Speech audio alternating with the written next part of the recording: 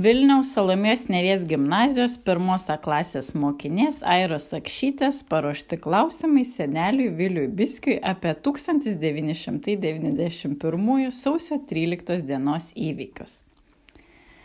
Kaip sužinojai apie 1991 sausio įvykius? Jau skelbė per radiją iš anksto 12 dieną, kad vyrai, kurie galit, kurie kaip viską, kad važiuot į Vilnių, ginta nebuvo tokia žodžia, buvo, kad neramumai palaikyti aukščiausiąją tarybą. Tai mes su draugais 3 išvažiavom į Šiaulių miestą. 12 dieną buvo kur rinktis prie bažnyčias, vežė specialiai autobusai. Ir išvažiavom. Atvažiavom 12 dieną į Vilnių, ten mumis taip susirašė kas kur, įdavė konkrečiai, kas kokioj vietoj stovėsime. Tai ir tau buvo nuspręsta, kad tu ginsi ką? Parlamentą ir konkrečius langus davė, kurie jau buvo ten po tų visų šturmų, po visko. Tai Landsbergis kvietė, kurie galit, žmonės, eikit, pradėjom būriuotis. Tai iš dieną da nieką, o paskui pavakary. Taip blogiausiai palika, nes tokia lijundra buvo. Ir daugiau jau prasidėjo tokie neramumai. Pradėjo tankai važiuoti vakare, mes ten sustojom. Paskui daėjo, kad jeigu pradėjo šaudyti tankai, tai kad stiklai, jeigu pataikys, ar per arti stovėjom, kad gali pradėti kristi nuo tų. Tai buvom atsitraukę, žmonių pradėjo rinktis vakare, labai daug buvo, jaunims drąsus, viską, ir mes, buvom jau pasiruošę, taip stovėjom, ką daryti, vien su kitu šnekėjom, kadangi šiauliečiai vienoj vietoj buvo, buvo į autobusas. O paskui prasidėjo tas visas kipišas. Tankai važiuoti, šaudė, paskui kiti nuo mūsų irgi atsiskyrė į bokštus. Ta jau gynyba prasidėjo. Sužinojom, kai jau bokšte ten kažkas dedas, viską. Tai stovėjom kaip grandinė tokį, žmonių susidarė daug. Tai Vytautas Landsbergis, kaip jis čia dabar, taip gražiai ten.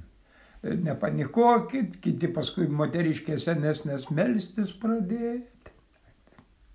O tai kaip tada jauteisi tas jausmas visas? Jausmas tai gal gerai toks įdomus buvęs.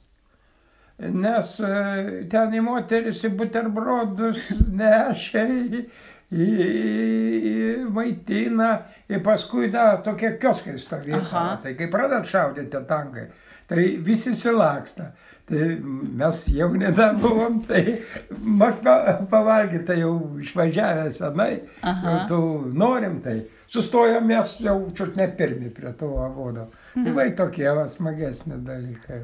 Tai bendrai iš tikrųjų toks bendrystės jausmas. Labai didelis jausmas. Atrauka. Gerai, palauk.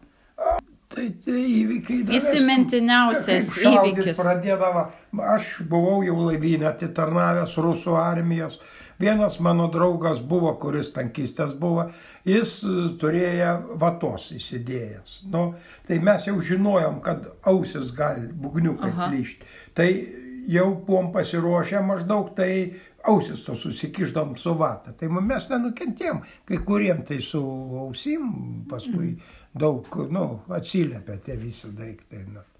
O pats blogiausias daiktas buvo tai, kai paskui jau tie tankai visi, paskui sužinojom jau, radijukus pasiėmę buvom, beveik visi, kas turėjo, kaip prasidėjo bokšto šturms. Tai jau tada buvo toks jausmas labai negeras.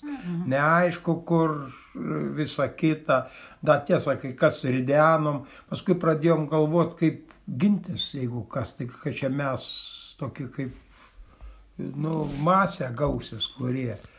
Tai, tai gavos paskui pats bjauriausias daiktas buvo tai kaip prieš rytą. Vilniečiai atsiskyrė, mūsų nedaug pasiliko išvažiavę, tai autobusus dar galėjom kažkur biškai, o daugiau taigi nieko nebuvo. Tai pradėjom patys pirmieji barikadą sugalvom, ten netoliai statybas tokias buvo, tai pradėjom neštos blokus, ką daryti, ten laužus kūreno, jaunuoliai tokie buvo drąsūs, ten Jėzuje, ten, tokių daug ten gali pasakoti apie tą, ką atsimenu, daug metų praeitį. O paskui, tai kada tu jau grįžai iš Šiaulius? Aš grįžau kitą dieną, o mano draugai, kai kurie viens, Toms Galkauskas, tai jis pasilika grinai jau pradėjo grinai barikadas darytis ten, aukščiausia taryba, kai nuo vidų, tai jis susidarė jau į vidų, pasilika, buvo 2 savaitės jis ten. O aš, kadangi jūs mažas, ne mažas, bet jau mažas, 2 dukras man, tai aš pasitarėm grįžau. Į Šiaulius parvažiavom, po to jau. O kaip jautiesi po visų tų sausio 13 įvykių? Gerai jaučiaus, užsidariau ir padariau gerą, normalią skulptūrą per 3 dienas. Tai kokią? Rūpintulėlį išdrėžiau tokį ąžuolinį.